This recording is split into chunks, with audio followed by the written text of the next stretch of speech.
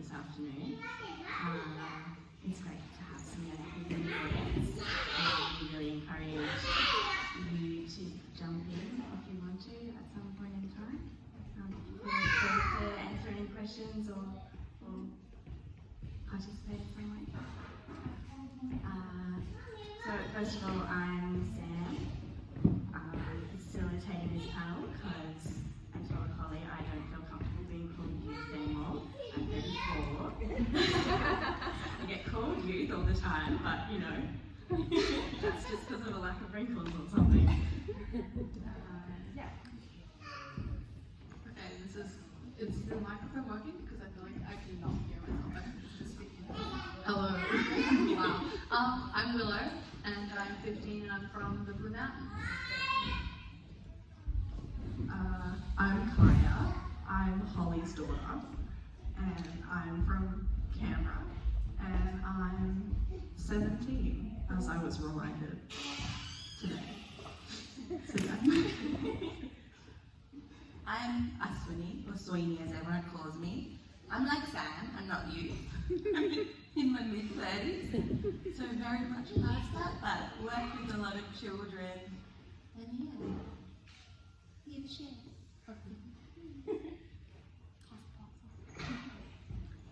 Thanks. So first question we've got today is, how is your eco-grief and eco-anxiety, and what do you do about it? I get very bad eco-anxiety because I'm like, you see it everywhere and it's all just doom and gloom and it's just like, the world's burning, everyone's gonna die, kind of that thing. But then it's kind of just like, there's new generations and each generation is learning new things and like older generations are getting educated and everyone's doing little bits and pieces. So I kind of just remind myself that even though the world is dying, we can still fix it, kind of thing. And we do our little parts, and then when the old government is overpassed, then new stuff can come in and new bills can be passed, and hopefully better for everyone. I don't really have an answer to this one. So. Thanks for your honesty. Yeah, someone like you, I feel it a lot. I'm a big crier, so there's a lot of rage, a lot of deep sadness when it comes up. But I think the beauty that I've been given in this life is that I get to work with children, like really young children, and I think that gives me the hope. I'm gonna cry. Okay. But yeah, it gives me the hope to walk in the right way and do the right thing and make a difference. I just started. But yeah, I think everything's for the kids and for you guys, and I think that I'm excited for you guys to be taken over because we really need. I see so many children who are so connected and so beautifully in love with the earth, and naturally it's born in us. It just sometimes gets beaten out of us. So I think by being around them and seeing that vibrancy and joy, there's always hope, however much, the doom and the gloom can be shoved down our throats, and like, there's hope. I was only going to say no, actually. I think it's really important to see like the tears and stuff, because a lot of people say, oh, you know, I'm really worried about the earth, I'm really worried about global warming, but you don't see the really vulnerable, that I'm actually really scared about what's going on. So it's like, yeah, I mean, it's really bad, you should definitely do something about that, but not. This is really bad, guys, you need to do something about this. And I think that is something that needs to be seen as the genuine emotion that comes from it. And just to open that up to some people in the audience in case anyone felt called to answer it. I'm not looking at anyone. Can I?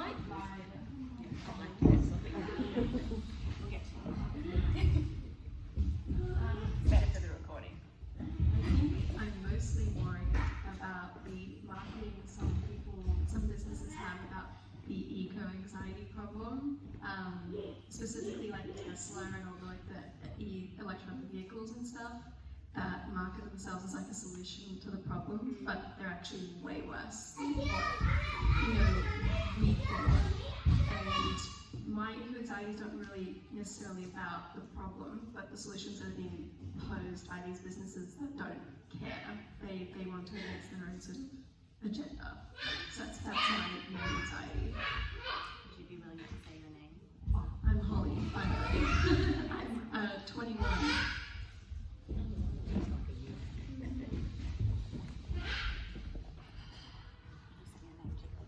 So I'm Willow, and I can see how with all that's on the news and everywhere else around us that we can get anxiety and grief about what's happening on this planet because it's constantly drilled at us and it can get so overwhelming. All the problems stem from the government. They've got the solution. They're the ones that are causing the problems. Like, save the koalas, stop logging.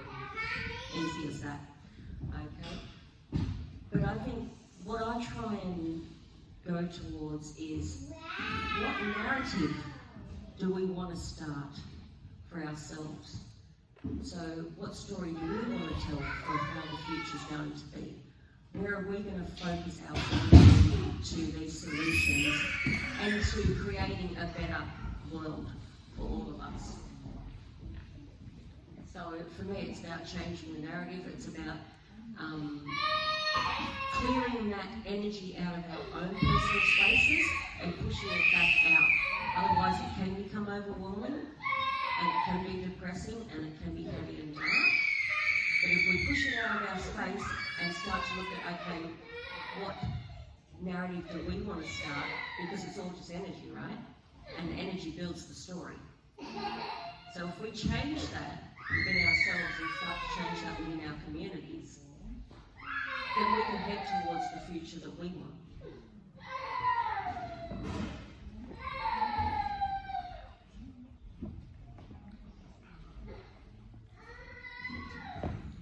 So we've already started to touch on this, but I just want to go around and ask what gives you hope, what keeps you going? Oh no, come back to me. Oh, I was going to say the same thing. I guess what gives hope is that there are things like this happening now in communities where people are talking about it and then listening to the people that's going to impact more than just, the adults talking. They're actually letting the people who are next in line have a say about what goes on. And I know not every youth, like me, wants to be politically let's talk about this. But we all want the say in one way or another because it is our world that we're stepping into.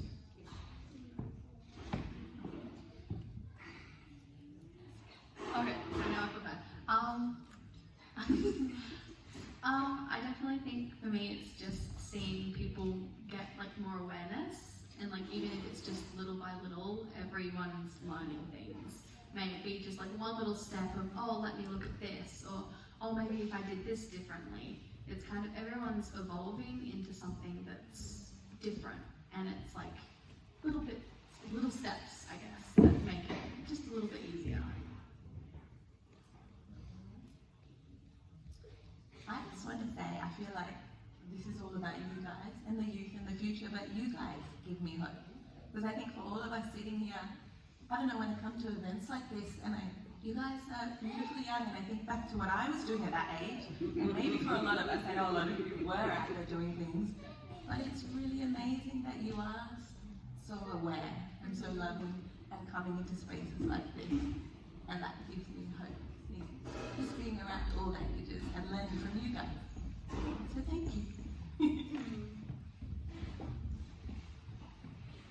And I'll just open that up to the audience as well. Would you like to say anything? Am I going to do this again? Sorry. Can you say your name again first? So it's for again. So what gives me hope is the young people that are coming through. They're so spiritually connected. They're so psychically connected. They say it how it is, and they're not scared to tell their parents.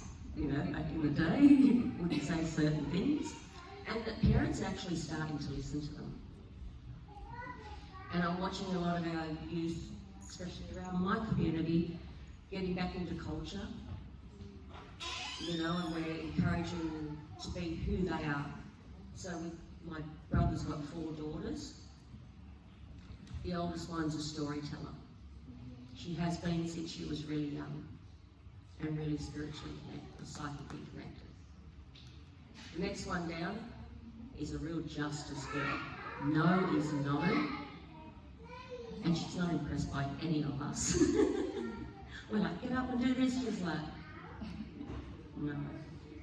So I love that she's so strong. She pulled me up for something, which somebody else said, she shouldn't talk to you like that. I said, no. I have to practice what I preach, and she pulled me into line with that. I love that she hung up on me, sent me a text and said, you are busy, because I wasn't giving her my full attention. And I expect their full attention when I'm speaking. She's called me at a bad time for an email, that was all. And then the next one down, she's a little soul woman. So we allow her to be that. And then the last one, who's now 7, is the boss woman. And she makes sure everyone in the family knows. And the stuff that they say is just so in tune that you've got to allow them to be that. So they give me great hope for the future, that everything's going to be well taken care of. Because they won't take the crap, they won't take the narrative that's been said to them, they go with how they feel, what they see, and they're not afraid to let us all know. So thank you girls for being here, hey. Thank you. I just wanted to say on that, like, that I'm not afraid to say it, and that, like, that some of them are in tune with what's going on. Sometimes we say things that sound really in tune and surprise people, but we're actually surprising ourselves too. Like, we're like, oh damn, did I just say that? Like, wow, that sounded really smart. And, like, for me, like, when I have that experience, it gives me a lot of hope for myself. Like, I can say these things, and I know what sometimes I'm like, do I really know what I'm talking about? And then I'm like, wow, I'm really impressed, and a lot of people are impressed by that. Maybe this works. Like, maybe we do know. So, yeah. Yeah, I just want to follow that up with something myself as well. Totally what gives me hope is this generation coming through. Like, I've thought for a while now that, okay, I'm just going to say, some older people maybe just need to get out of the way and let younger people make some different decisions, because we've been doing it the same way, and yeah, that means it's not changing. Yeah, we're just repeating the same patterns. And like even my generation, we still have that culture and conditioning so strongly we can't create new ways of doing it. I really wish we could just hand things over to a younger generation. Unfortunately, I don't see that happening anytime soon, but I can have hope. And that does give me hope, yeah. Did anyone else from the audience want to speak about hope? I will actually.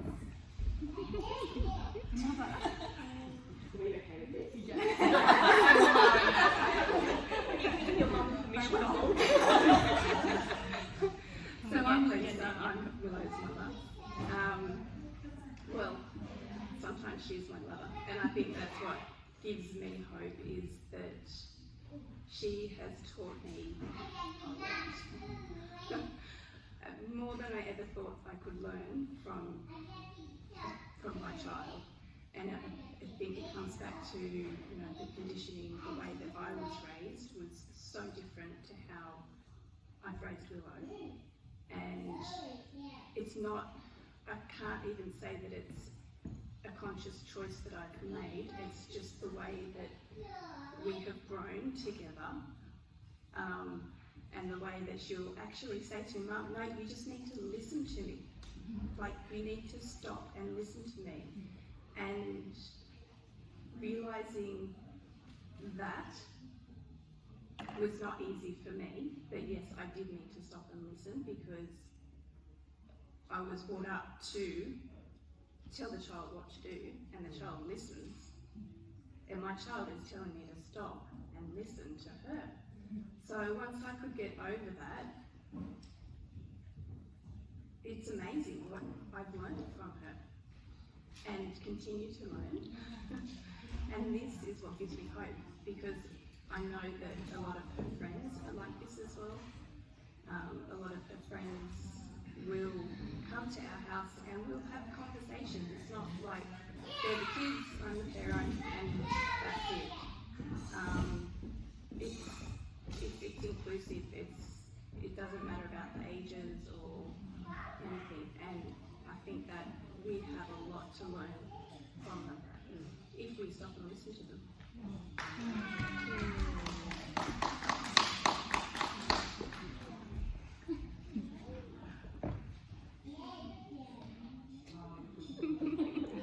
I just need to give us all a moment to just laugh.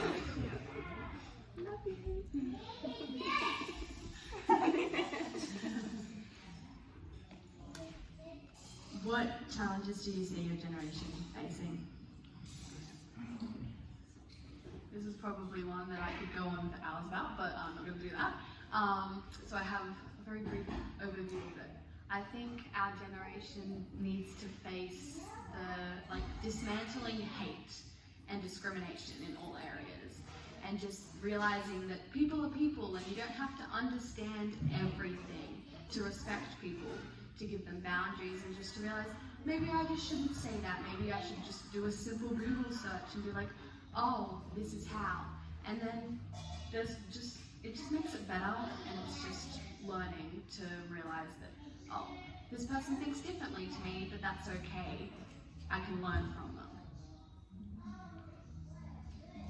I had a really good one, but that's kind of gone now. I'll try my best. I think along what Sam said before of some older people just need to step down, step out of the way. And that's not saying parents don't know what you're talking about, just get out of the way. But sometimes you need to make room for more things to come in. And that room isn't really being made right now. And that is a challenge that I see sticking for a while. Like, it's going to be a hard one. But I think once it gets moving and there's a flow, I think we'll be a lot safer in that. I do have another point. I'm going to give it to you because I don't remember what it is right now. Yeah. I think you have time because I think children have enough older generations speaking for them, so this isn't mine to speak on. But if anyone else wants to offer, maybe we'll have time to come back to yours.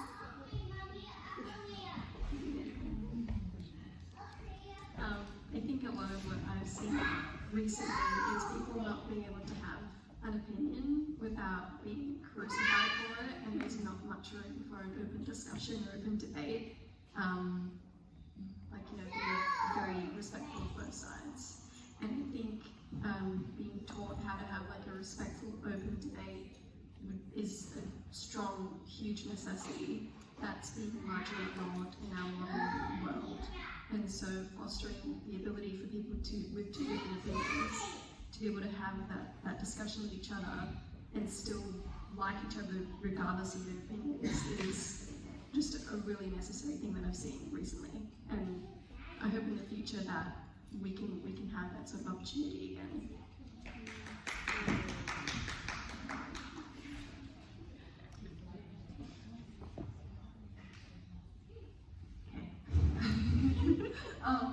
One other thing I wanted to say about how it's great to have the youth on board trying to step up. It is also a thing of it's great, it's amazing, but a lot of times it's really scary when older people say to us, "Oh, you're young, you should be stepping up," which is something that you might not just be in the headspace for at the time, or you don't feel like that's something you could do is step up into a big role. Maybe you just want to do little things. And so that is something that I've seen, because I have a very fun group of friends, We're all very different, and we hear all kinds of things that are expectations about us doing good, but the expectations are actually too high and too much. So yeah, I just want to say that. And I think another challenge that we face is the trying to be ourselves and people just not understanding. And it's okay to not understand, that's okay. But the difference between not understanding and not accepting is sometimes, the line is sometimes really blurred. Sometimes you can't tell. But that is something I think that is going to take us a really long time to get through. Is going to be a real challenge for us, is to actually get people to just respect us. Understand or not, it's still respect. So, yeah. I think. Anyone else or anything else?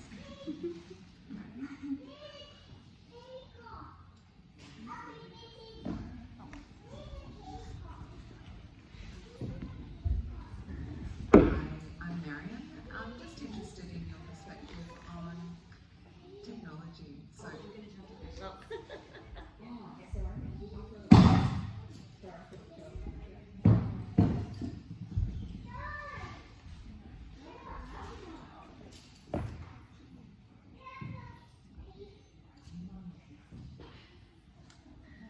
Did I ask you to dig into that any more deeply? Like you kind of spoken about things in a broad sense, which is very acceptable. It's beautiful.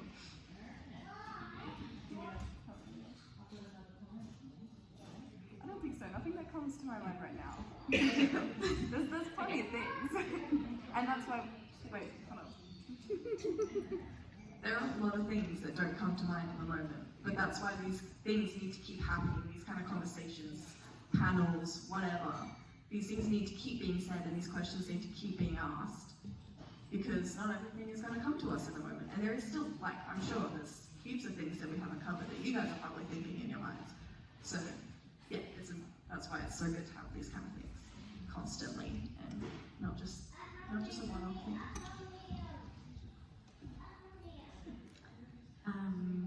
Cool, thank you. So you have an audience here today who's listening to you, and we're being recorded, so maybe more of an audience.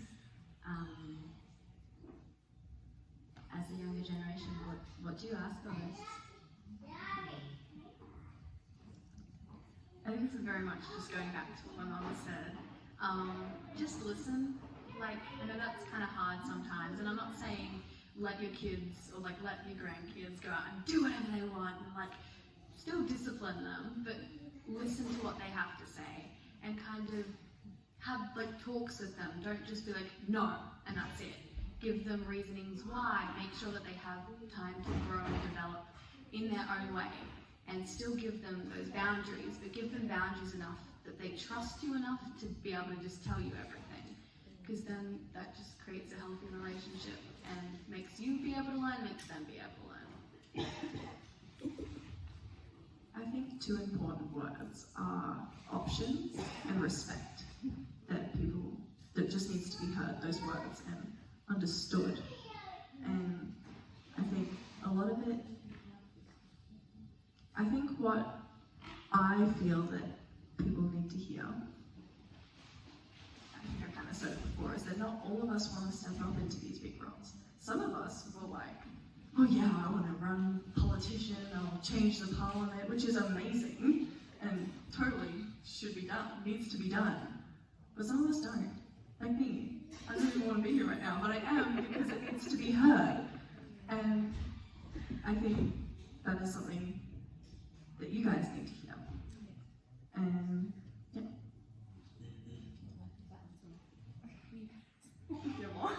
No, I don't have more. Any other voices? Cool. And is there anything else that you'd like to share? We're not just crazy wild children. We may seem like it, and we kind of are, but there's a structure and a meaning behind our craziness. we've got understanding of our bodies and our minds that the other youth back in the day, when you guys were younger kind of thing, is like, it's very different kind of idea. And that's what a lot of older generations don't understand is, oh, we can't leave it to the young people, they're too crazy and reckless, they don't know what they're doing. We do. We can be responsible when we want to be. And I think that's something that needs to be had.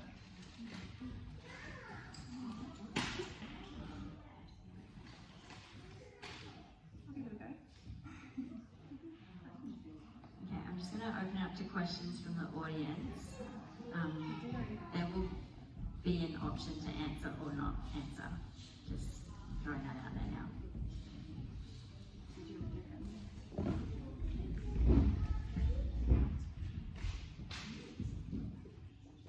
It was just, Marion again, just in regard to the challenges facing youth, how have your friends managed addictions to technology? Because that's what I see as a significant challenge for a lot of teenagers. The fear of missing out, FOMO, and needing to be on the internet and needing to find out what their friends are doing. How to calm that, how your friends have worked.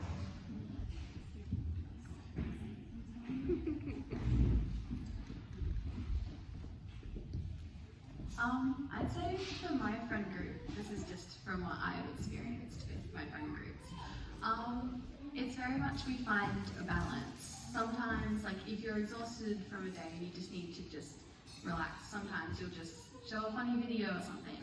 But most of the time when I'm out with my friends, we kind of all just put our phones in our bags unless we want music to just go and experience it. And it's never not like we're never on our phones. I'm not saying that because we are, but it's that balance. And that's what I think a lot of people don't understand is we're not always glued. Some people are, yes, I'm not excusing that, but a lot of people do find that balance, and it's definitely, me and my friends don't go on our phones because we enjoy our company, but as soon as we go back home, we might send photos through or like just go on our phones for a little bit, but it's just balance. Can I ask how old you both are? I'm 15. Okay. 17. Okay. Mine kind of comes from the balance and the not saying that like we're not addicted to our phones. A lot of us are, even if we say we're not. Most of the time we are. But the other thing is that people need to know is a lot of information is on our phones now. A lot of ways to get things out into the world are on our phones. So sometimes you might see someone go, oh my god, they're glued to their screen. They could be writing the most political, important post out there. You just don't know. And that's not saying that it's always like that, like you said. But I know from like, obviously, we really only know our own friend group experiences and everything that we've been through. From my point of view, a lot of the people that I know, they love scrolling through TikTok, they love seeing random videos on random platforms, but they also want to know. They want to know stuff. They want to know about the world. They want to get their voices heard. They're commenting on posts, they're saying random things. But in the long run, these things start to connect. They start to pull pieces together. And I think there are also people who sit there and they're, the haters, the trolls. But those people aren't going to do much anyway, compared to the people who actually care. And I'm losing my train of thought, but I think a common misconception is that now we're just addicted to our phones, we're just watching stupid stuff and we're not thinking when we're using it. But a lot of the time now we are. And the people that matter are, even if you don't know who they are, they still matter. They will matter. And I think that's the important part. Everything else is I think something that I heard in there, Kiah, is that it's not all negative. Like the screen time, isn't purely a negative. Yeah. Anyone else want to answer that? Can I just add with that? It's not limited to the youth that's addicted to their phone. Yeah. Whereas you're saying it's not limited to the youth. Like It's it us sets as well off all as that brain. adults. Yeah. Yeah. But you guys get more judgment for it. Yes. Because we're adults and we can do what we want. right? You guys are responsible, not to me. I'm Belinda. I was just going to add to that to say that I live with two young people in their early 20s and also teach young people. And I see a lot of regulation among each other. So I know that people, the kids will say, or young adults that I live with will have limits on how much they'll use TikTok. They might have a screen limit that they've set on their phone, and I'll see them say that. I'll see them actually say, oh no, I've already hit my limit today. So they've got strategies in place, and I've seen teenagers regulate each other and be like, no, we're doing this now, put your phone away. They actually are starting to try and help each other, and so I'm seeing that more than I have before. I think that's a really interesting piece of having grown up with the technology as opposed to coming in. And we will slip up. We will have times where we're like, oh, I've used all my screen time for the day, but maybe just a little bit longer. But so does everyone else. It doesn't have to just be about screens. Everyone's going to slip up on something that they're religiously about, like their habits. People are going to slip up. You can't just look at them from the slip-ups. Look at what else they're doing as well. Did you have something to add? You provoked a thought. For me, I think another thing is definitely for you don't know what everyone's doing on there. I have a lot of online books that I read online because I just can't afford to buy $20 books every day.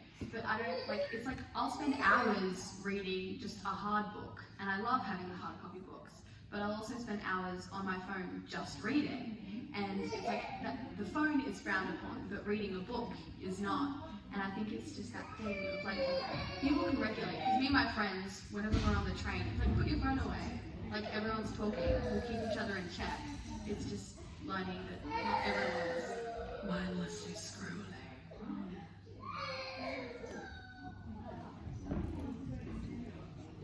I'm going to add a realistic view. I think I was the last generation that started using their phones in maybe high school. I think a lot of kids started using them in primary school, but I started in high school.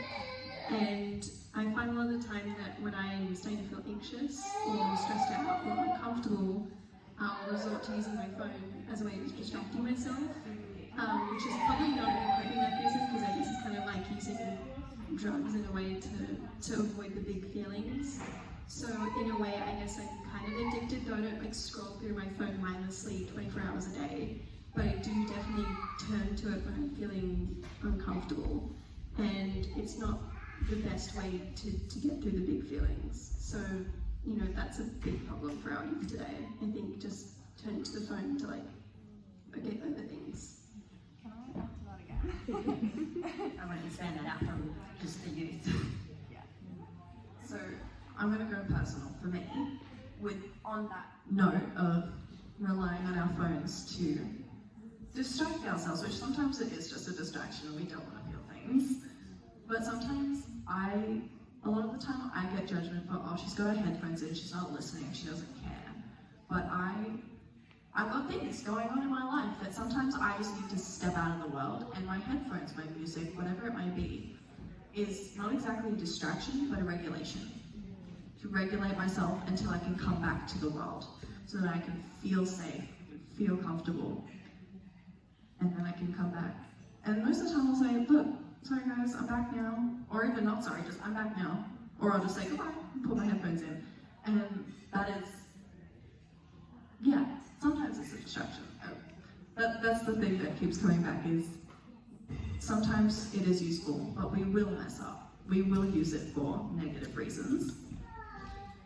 But we're getting so much better, and we're only gonna get better. And that's what needs to be heard. We're gonna get better, and we are working on it, and we do care. Any other questions?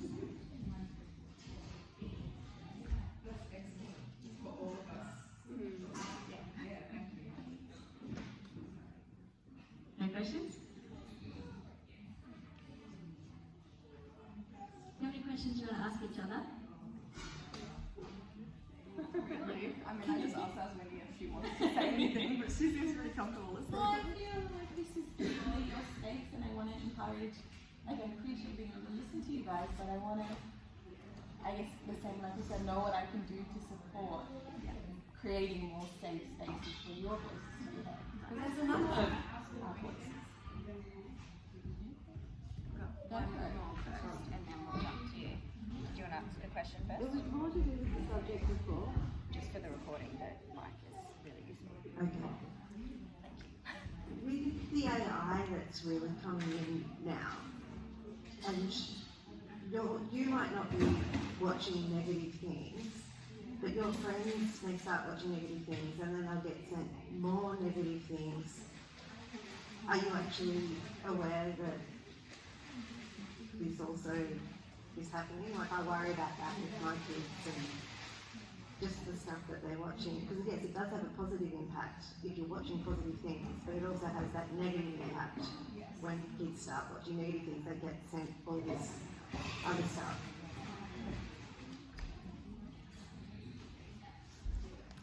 I think this kind of, I don't know, I've kind of thought about this, but not really that way. But I think it's all about communication with the parent and the child. Because I was grown up, like I was raised with, like, you can have certain platforms, but you have to let me check it. And like those boundaries of you learning what's right and what's wrong. Like, I don't think everyone's going to do the right thing, but I think if you want to.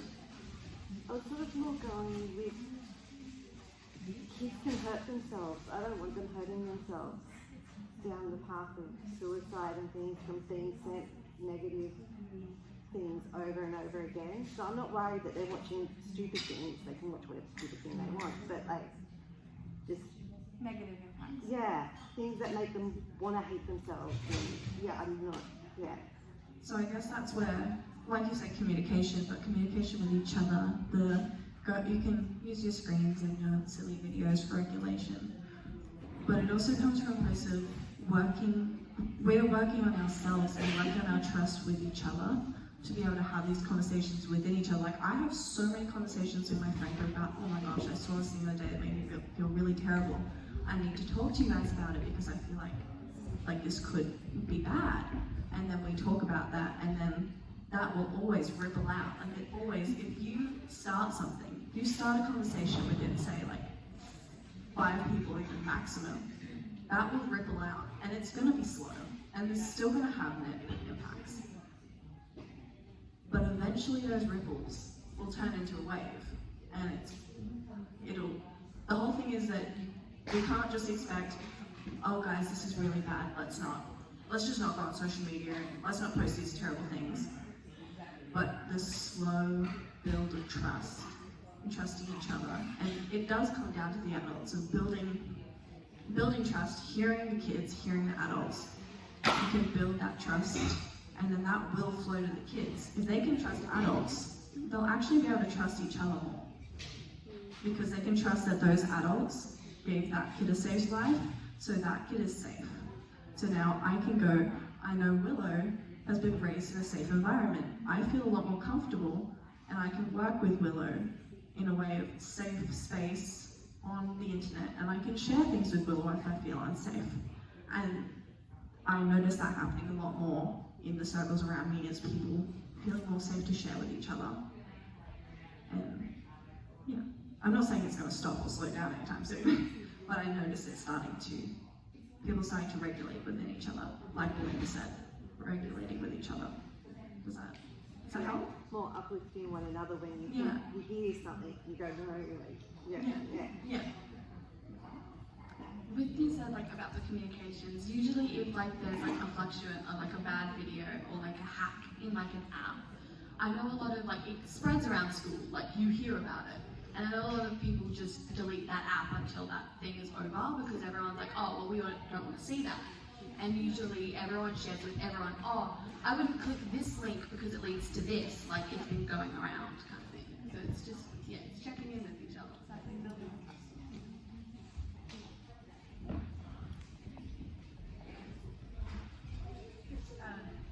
I just feel so privileged to be listening to all of you. It's it is a real privilege, isn't it? So thank you, myself, Rashi, on the a committee of a not-for-profit called Expand now that raises the confidence of women and girls. So this is a topic dear to my heart. And listening to you and your confidence just gives me so much hope, right? Anita, we're both on the committee. I want to ask you, and feel free not to answer, of course, what do you notice from older women, perhaps of my vintage, or just older women in general, some of their patterns that you hope not to have when you... It's a good question. Big question.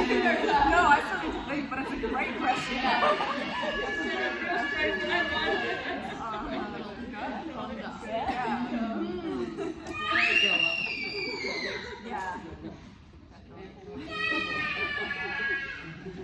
I think definitely a big one is the children have to be like seen, not heard.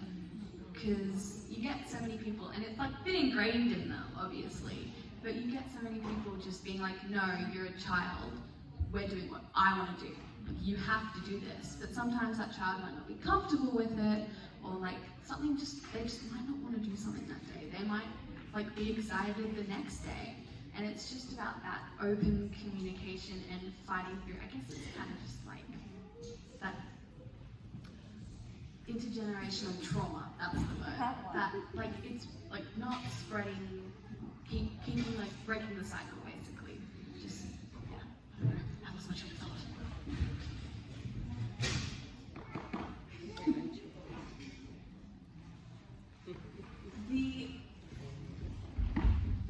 A lot of older people, older as in parents and above, I notice, believe, and it kind of comes off, they should be seen, not heard, believe that they know what's best for the kid. They know how to regulate the kid. They don't think the kid can regulate themselves. So it's like, oh, you cold, you should put a jumper on. And sure, there's an age where that is needed.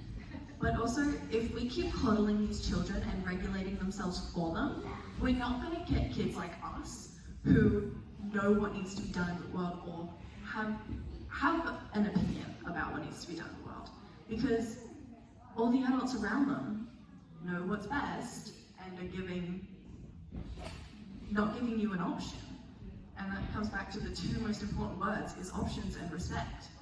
Because if you're not respecting these children or respecting their boundaries and not giving them options, then they're just going to keep repeating the cycle. They're going to do that to their kids, and those kids will do it until someone realizes again that that's not right.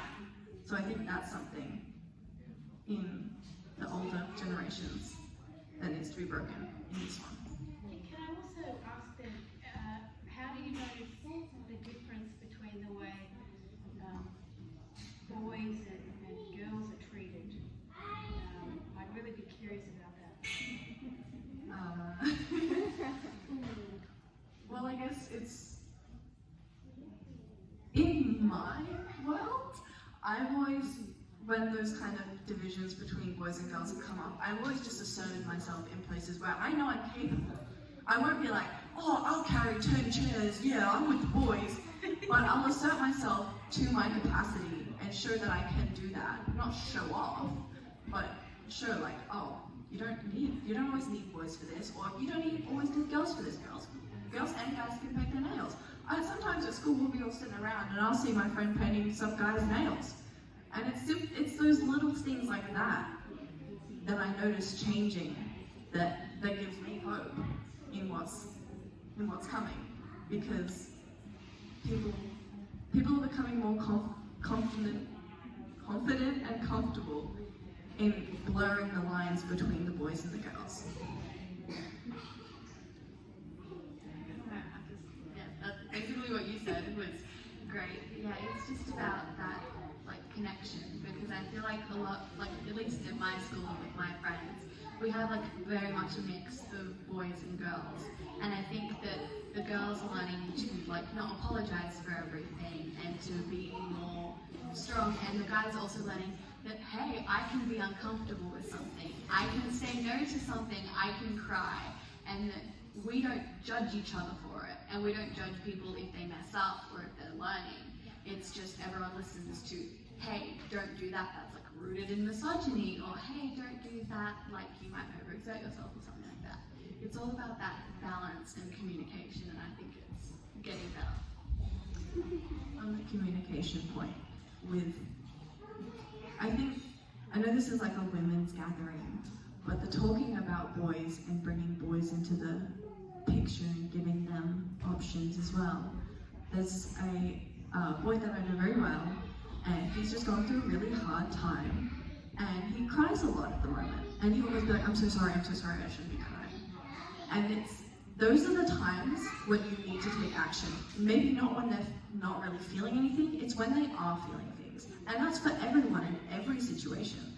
It's not when everything's fine, we're in peacetime, that needs to change. It's when stuff starts to come up that you need to go, it's okay, you can cry. Do you want a hug? Do you want me to leave you alone? Do you want to talk about it? Do you want some toast? Do you want some cake? And that support and saying, that's okay, we can do this. We can do this together.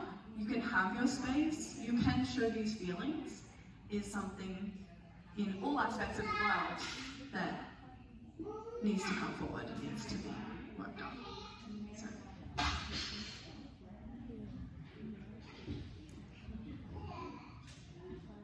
feel like I want to answer your first question as well.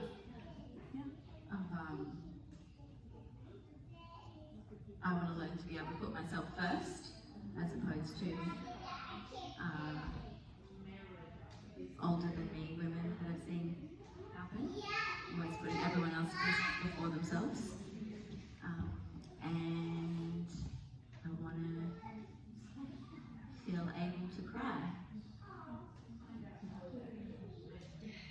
This is back to your other question. I had one more point, and that is learning to educate yourself, because other people can only educate you as much as they can. Because if you ask someone something about their identity and then they get defensive because that's their identity, you're threatening their identity. Whereas if you go, okay, you take a step back, and like I said, literally you can just go to Google and be like, what does this mean? And you don't have to, I'm not saying you have to know everything, but if you can show that you put that effort in, that makes the person you're talking to 10 times more willing to openly discuss it with you. Because yes, we can educate you to a point, but that doesn't mean we have to, because you have to put that effort in as well. Because we don't know everything either. That's the thing. You guys don't know everything, we don't know everything, everyone is still learning. And we can learn together as long as you have the capacity and the understanding and the respect to learn it. I really like what you said too about that.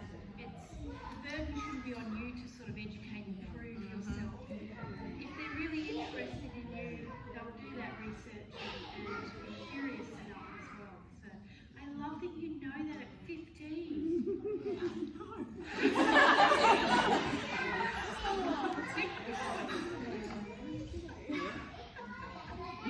So it is 5 o'clock now, which is when this panel is meant to be finishing. We're not getting kicked out seemingly, or no one's barging in just yet. I want to pick up again on the options and respect that was mentioned.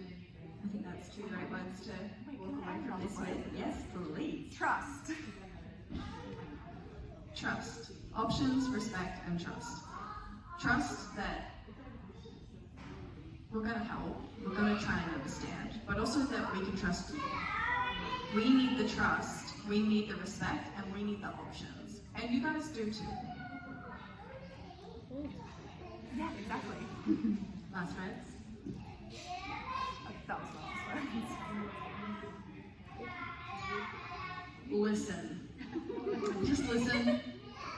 Like sometimes you just need to take a step back, and like if you get too emotional, just say, can we pick this up another time? And then it goes both ways. It's like, I need to listen to you guys, and you guys need to listen to me. It always just goes both ways, and I feel like that's really lost, and it needs to be reconnected. And that's why technology is so good, is because you can Google these things, and you can communicate through a message or a call, even saying, hey, I'd really like to talk about this at some point. Or ask the question and say we can talk about it later. Anything like that.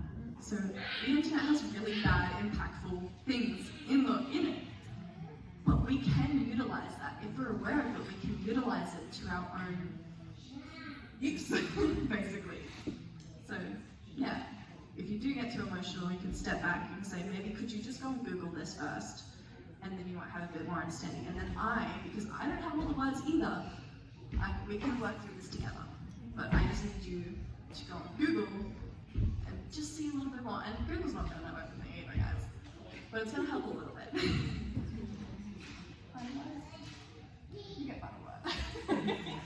I think just more spaces like this where I think for a lot of people we've lost that. We used to live with our whole family when you get from Baba, to our beautiful elders. And it's a village, that's when we learn, when we're all together and we can actually listen and communicate with each other and respect each other regardless of our differences. Regardless, we might have, we're of different older generations, you'll see things that we don't see. And me personally, I'm really excited. Like, I kind of want you to tell me off. I want to learn, because I think we're all that's what the new generations do. With you, we get to learn from you guys. Yeah, I'm grateful for these spaces where we can come together. Pump us up. Don't give us expectations, but pump us up. Give us the courage to be able to say these things, because if we want to say it, we need to be heard. So we've got to feed to you. It's a give and a take. It's a give and a take. And if we don't feel comfortable sharing it, we're not going to share it. Well, I mean, some of us will.